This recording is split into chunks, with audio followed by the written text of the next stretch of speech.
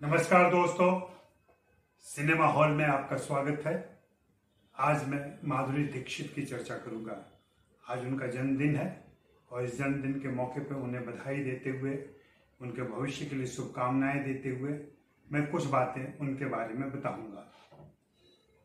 बात आगे करूं इसके पहले मैं चाहूंगा कि आप सिनेमा हॉल को सब्सक्राइब कर लें और buy me a coffee link पर जाकर मेरे लिए कॉफ़ी खरीदें, मेरे साथ रहें। और हाँ, यह वीडियो पसंद आता है तो इसे शेयर करें, अपने दोस्तों को बताएं और आगे बढ़ाएं। माधुरी दीक्षित को हमने करीब से देखा है, हमने उनसे अनेक बार मुलाकातें की हैं, बातें की हैं, उनको शूट करते हुए भी देखा है। और यह वह दौर था जब वह अपने प्राइम पर थी। मैं बात कर रहा हूँ 91, 92, 93, 94 वगैरह की। और यह सिलसिला लंबे समय तक चला। माधुरी दीक्षित अकेली ऐसी फिल्म स्टार हैं 9वें दशक के आखिरी वर्षों और आखिरी दशक के आरंभिक वर्षों में जो सबसे ज़्यादा पॉपुलर रही। उन्होंने सबसे ज़्यादा रकम दी अपनी फीस के तौर पर और हीरो की बराबरी करती रही। क्या खूबियां हैं उनमें, उनकी मुस्कुराहट, उनका सौंदर्य, उनका नाज़ो अंदाज और उनका डांस। इसके अलावा जिस भी किरदार को उन्होंने छुआ, जिस भी किरदार को उन्होंने निभाया, उसे पूरी संजीदगी के साथ, पूरी तत्परता के साथ, पूरी तन्मयता के साथ, पूरी गंभीरता के साथ और उसके पूरे आकर्षण के साथ पॉपुलर फिल्मों में भी वे इतनी ही कामयाब रही जितनी कि कुछ अलग सी भिन्न फिल्मों में। उनकी शुरुआत अबोध फिल्म से हो गई। गोविंद मुनीस ने उनका नाम राजश्री को सुझाया था।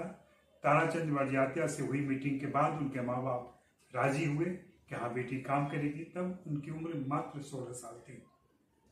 फिल्म का नाम अबोध था। अबोध में कौन हीरो था, अगर आप जवाब में बता सके तो बहुत अच्छा होगा। मैं यह नाम नहीं ले रहा हूँ। यह फिल्म नहीं चली। फिल्म को झटका लगा, माधुरी को भी झटका लगा। उन्होंने अपनी पढ़ाई कंटिन्यू कर दी। माइक्रोबायोलॉजी में वो पढ़ाई कर रही थी और इस बीच वह फिल्में भी करती रही। उन्होंने अबोध के बाद आवारा बाप और स्वाति फिल्में की। तो 84, 85, 86, 84, 85, 86 में ये फिल्में आती हैं और ये सभी फिल्में नहीं चलती हैं। सभी फिल्में निराश करके जाती हैं। इस दौर में उनकी 6 फिल्में एक एक करके गिरी और ऐसा माना जाने लगा कि वह फिल्मों के लिए अपशकुन है, उन्हें फिल्मों में न लिया जाए। और ऐसा हिंदी फिल्म इंडस्ट्री में एक चलन है, अगर आपकी 2-3 फिल्में नहीं चलती हैं तो मान लिया जाता है कि आप अपशकुन हैं, आप जिंक्स हैं। लेकिन जैसे ही एक फिल्म चलती है उसके बाद से सारे जिंक्स टूट जाते हैं और आपको शुभ मान लिया जाता है, आपको सफलता की गारंटी मान लिया जाता है। और यही माधुरी दीक्षित के साथ भी। एन चंद्रा की फिल्म आई तेजाब, जिसे लिखा था कमलेश पांडे ने और उसमें एक गाना था 1 2 3 4 जावेद अख्तर का लिखा हुआ। और इस गाने पर माधुरी दीक्षित के डांस ने फिल्म की कहानी भी सचमुच अद्भुत थी, अनोखी थी और एक क्राइम थ्रिलर था। लेकिन उसमें माधुरी दीक्षित अपने इस गाने की वजह से इतनी पॉपुलर हुई कि उसके बाद से उन्होंने अगले 7-8 सालों तक पीछे मुड़कर नहीं देखा। हर साल उनकी एक फिल्म आती गई और वह हिट होती गई अन्य फिल्मों के साथ। उनके हिट फिल्मों का सिलसिला देखें। तेजाब के बाद राम लखन, दिल, साजन, बेटा, खलनायक, हम आपके हैं कौन और राजा जैसी फिल्म। राजा में संजय कपूर थे, अनिल कपूर के छोटे भाई। वे बिल्कुल पॉपुलर नहीं थे लेकिन वह फिल्म भी हिट हुई थी माधुरी दीक्षित की। दिल तो पागल है 97 में आई थी और इस फिल्म की शूटिंग के दरमियान मेरी एक लंबी बातचीत हुई थी माधुरी दीक्षित से, और यह मुलाकात ऐसी थी जो यादगार मुलाकात रही, क्योंकि इस मुलाकात के दरमियान उस कमरे में मकबूल फिदा हुसैन भी बैठे हुए थे, जो उनको पेंट कर रहे थे, जो उनको ड्रॉ कर रहे थे, और उनकी उस ड्राइंग में कहीं न कहीं मैं भी था।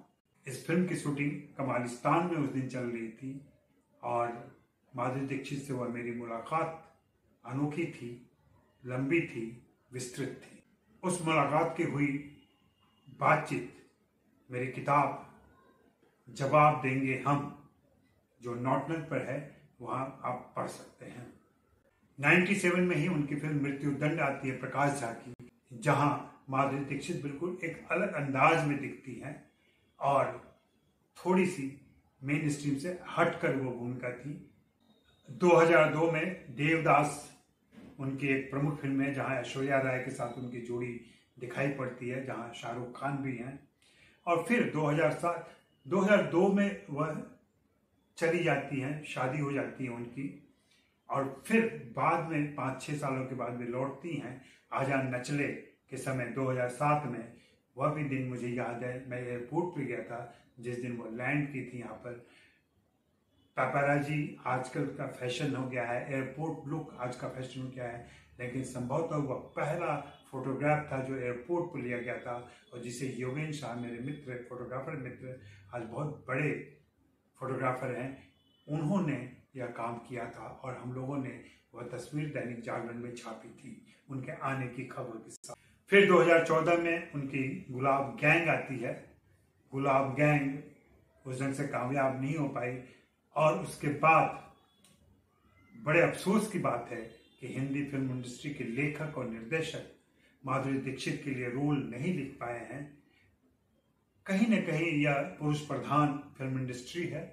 यहाँ परेश रावल के लिए भूमिकाएं हैं, ऋषि कपूर थे तो उनके लिए भूमिकाएं हैं, अमिताभ बच्चन के लिए तो हैं ही, लेकिन माधुरी दीक्षित के लिए नहीं है, शबाना आजमी के लिए नहीं है, जूही चावला के लिए नहीं है, मनीषा कोइराला आजकल कभी कभी दिख जाती हैं। ये बड़े अफसोस की बात है कि ये दमदार अभिनेत्रियां काम के अभाव में, अच्छी स्क्रिप्ट के अभाव में, फिल्मों के अभाव में अपनी अदाकारी, अपनी प्रतिभा का परिचय नहीं दे पा रही हैं। मैं माधुरी दीक्षित को बधाई देता हूं, जिस तरीके से उन्होंने खुद को मेंटेन किया है और हमारे बीच मनोरंजन जगत में मौजूद हैं। भले वो डांस शो के जज के तौर पर आती हों, अपनी डांस एकेडमी चलाती हों, ऑनलाइन डांस की ट्यूशन देती हों, वह अपनी सक्रियता जारी रखी हुई है और उनका सौंदर्य बरकरार है। वह आकर्षक हैं, वह दमदार हैं, वह बेहतरीन काम करती हैं, और खास बात यह है कि मराठी पृष्ठभूमि से आई अभिनेत्रियों में से वह अव्वल नंबर पे हैं। महाराष्ट्र की ज़्यादातर लड़कियां हिंदी फिल्मों में कामयाब नहीं हो पाई हैं। वह दौर अलग था जब दुर्गा खोटे और शांता आप्टे जैसी हीरोइनें थी, बीच में नूतन थी, तनुजा थी, लेकिन एक लंबे गैप के बाद माधुरी दीक्षित आती हैं और शीर्ष पर जाती हैं। उनको लेडी अमिताभ भी कहा जाता था अपने दौर में।